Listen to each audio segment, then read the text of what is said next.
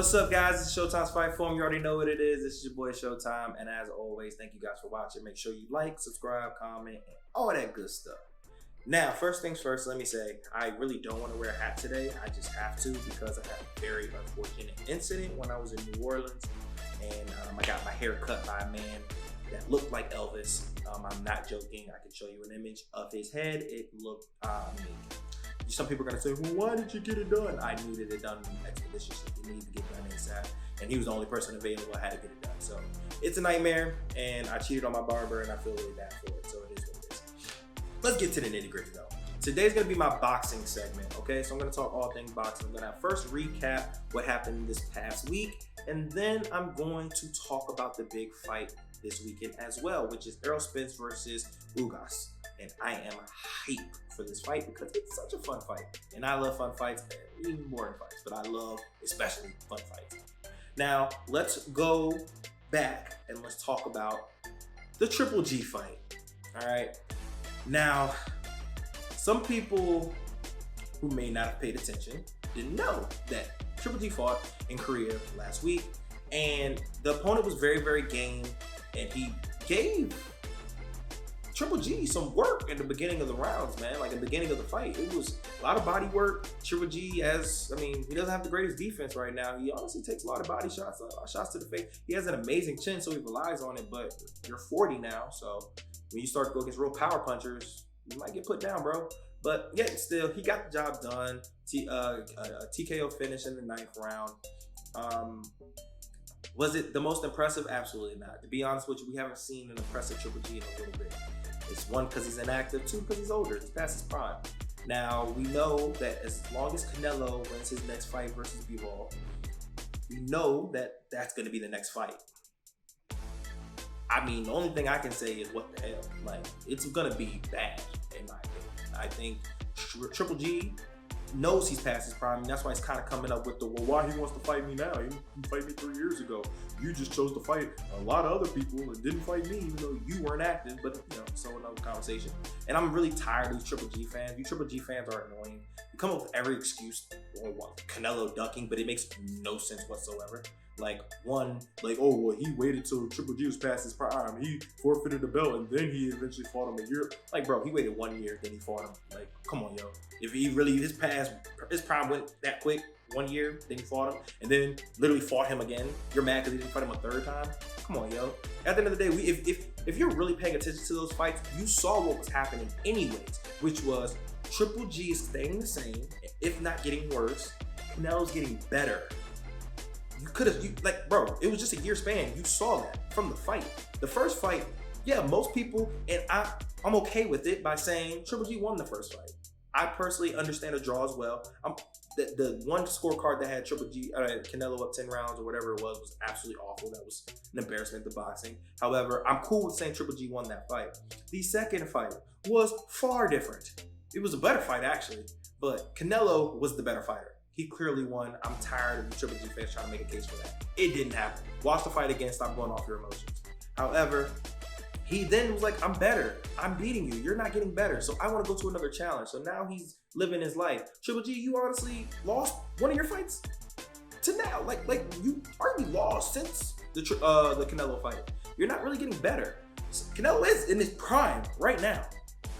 And he's knocking out light heavyweights. You're still in the middle. He's up that. So it's I mean, at the end of the day, I don't want to completely dismiss him because who knows, this could light another fire in him. He can have one more good hurrah, but it's not going to look good as right now. Right now, I've already been calling it. I mean, for the past year, I've been saying Canelo will stop him. I'm still saying that Canelo will stop him if they fight again. And he might not knock him out, but I think his corner is eventually going to say he's taking a beating and we're going to call it quits. But yeah, still a pretty fun fight, and Triple G is Triple G. I think he's still Hall of Famer regardless, and he's an amazing fighter. Now, the person I really want to dig into before I talk about this Ugas fight is Ryan Garcia. I'm tired of you guys pooping on Ryan Garcia.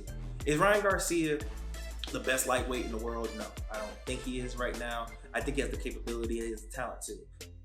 There obviously is flaws in his game, more so with his defense. He doesn't really protect himself that much. He lunges into shots a lot. And I mean, he smothers his shots too, which is kind of weird. And I don't know, he's a tall, lanky fighter. He doesn't really use it so much. He's super aggressive, and I love that in a fighter. I don't want to blame him for Emmanuel and how he fought this fight. Should he have done a better job cutting off the ring? Sure. Did he smother his own shots? Sure. These are fair criticisms. But we still have to remember 15-month layoff. Still have to remember this man is, 23 years old. He's still young and growing. The guy is talented, and so many guys, you guys are hating for whatever reason. Is it because he looks good? Sure. It's because he's famous and he has 15 million followers or whatever. It sounds more so like bitterness towards him rather than his skill set. The guy is really good, and he can very well beat elite fighters. He's way too quick, way too powerful of a striker. I'm higher, I guess, on Ryan than a lot of other people. Mentally might be his downfall because obviously he struggles with mental issues, and then also who might care about being famous more than he does actually being a world champion. And sometimes he might be all bark and no bite. We'll see. But this fight, he won every single round. You guys aren't pooping on freaking Tank, who honestly didn't look that good versus Tom Cruise, and it was a very close fight. You can come up with injuries all you want, but as I recall, Ryan Garcia had a long layoff because of mental health issues. So, and then also he had injuries. He had to get surgery. So, I mean, it's a lot of excuses, and I'm just tired of the excuses that you want to give for certain boxers. He won every single round. He dominated the fight. The guy he fought didn't want to fight. He literally ducked and dodged, and what can you do? So, every time he even got close to a finish, he hugged him to death. It just wasn't. I'm not gonna put this on Ryan. If he fights like this again and then he just looks like that again, then maybe I'll be a little bit more worried. But I'm not gonna be worried about that. Ryan Garcia, what I want to see next is obviously I want to see him fight Jojo Diaz. That would probably be the best bet. I think that would solidify a lot of people's opinions on you. A lot of people don't want to give you credit for Luke Campbell, which I think is ridiculous because Luke Campbell's literally a gold medalist and a phenomenal boxer in itself, and wasn't finished until you did it. But yeah, haters want to hate. So I guess you should fight somebody like JoJo. I would love for you to get up there and eventually try to fight the Devin Haney's and the Gabassas and everybody else that's up there, or Lomachenko. I mean, y'all better do it before Shakur comes, because once he does, it's over, all y'all lose. So yeah, just get your belt now when you can. Now the fight that we really, really want to dive into is Errol Spence versus Jordanis, or whatever you want to say. I don't know how to pronounce his first name, but it's Ugas. As we all know, Ugas filled in for Errol Spence last year to fight Manny Pacquiao because Errol Spence had to get eye surgery towards retina and get surgery. Now, it's unfortunate. Errol Spence has honestly had a really bad couple of years. I mean, car accident, and then you tear your retina. Bro, that's awful. That's not, these are gruesome injuries he's been suffering, and it sucks. But I'm hoping, and I'm legitimately praying that he is still himself, and that these things are not going to derail his career and make him a lesser version of himself. Even though these guys are getting closer to their prime. These guys are 32, 33 years old. They're slowly but surely leaving their best, and that's including Terrence Crawford. I mean, yes, I do think with some of these fighters, they are not as active anymore, so they're able to prolong it. But there's only so much you could do, man. Legit, physically, you're not gonna be as sharp as, I'm not sharp, you could probably be as sharp, but you're not gonna be as strong, as quick, be able to recover as much the older you get. So, I mean, these fights gotta start happening soon. But I am happy this fight is happening. Eventually, if whoever wins is gonna have 3 belts now, and then we all know Terrence Crawford has the last one, and then we can finally get these unification belts that we really want. Now, let's break down these fighters. Ugas, he is a counter striker. He doesn't really get finishes. I believe that he has more decisions than he does finishes. He has 4 losses on the record. None of them are really impressive except for Sean Porter. Sean Porter was his toughest bout and actually was a split decision loss. Now, let's also throw in the fact that he's never lost a decision. Every fight he's lost has been split decisions, which means he very well could be undefeated right now. One judge in every single bout thinks that he won. So that does say something. Let's also put that in perspective. Now, that means he doesn't get washed by anybody. And also, Sean Porter is a very tough fighter. Let's be realistic. Errol Spence had a tough time with him. Terrence Crawford had a tough time with Sean Porter. Sean Porter is a tough task for anybody. And the fact that he gave him some kind of work shows how good Ugas really is. And Errol Spence can't sleep on him. Now, we all know Errol Spence, southpaw, very, very strong fighter, Tall, lanky, loves to use his jab.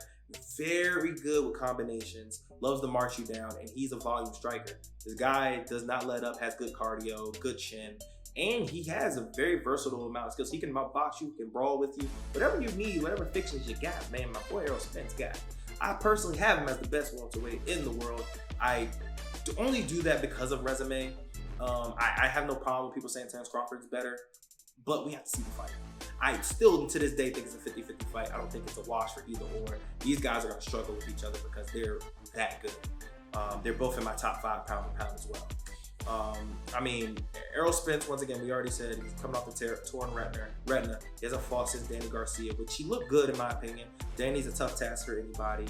And then Ugas is coming off the Manny Pacquiao. He looked good, man, for a person that literally came out like, what, a week out? He looked very good. This fight is going to be tough for both men. And I mean, it's at Dallas, you know, that's where Errol Spence is from. And it's hard for me to personally not see him winning just because he's still in his prime. This guy just has way too many ways to win. And I don't think he's gonna let Ugas get off like the way Manny Pacquiao did. Manny Pacquiao was clearly a shell of his former self. So how I see it, I would love to say a stoppage from Errol Spence, but Ugas is just way too tough of a task and way too tough of a competitor to go down and out for the count. But if he can, oh my goodness, I'm easily going to be bragging about how I think he's easily #1 in the welterweight division, because that's not an easy task to just finish Ugas. But I'm going to say it's going to be a unanimous decision. Errol Spence, once again, too many tools. The way his volume works. And this is also one thing I like. I love an aggressive fighter versus a counter striker, because then you'll see it balance out, see which one is truly better at their craft. And I do think Errol Spence will be able to piece him up with the jab, keep his distance away. Ugas is going to be comfortable being on the outside, and he's going to get picked apart by Errol Spence. I can see Errol Spence fighting a little safe, not necessarily because he feels like Ugas is dangerous, but just because I feel like that's an easier way to showcase his win. So I'm like, once again, Errol Spence unanimous decision, and then hopefully, if not late this year, hopefully next year we can get this Terence Crawford and Errol Spence Jr. fight. But as always, I love to hear what you guys think. That's my boxing takes for the week. But as always, man, subscribe, like, comment, all that good stuff, and I want to hear what you guys think. This is Showtime Fight Forum. Make sure y'all stay blessed.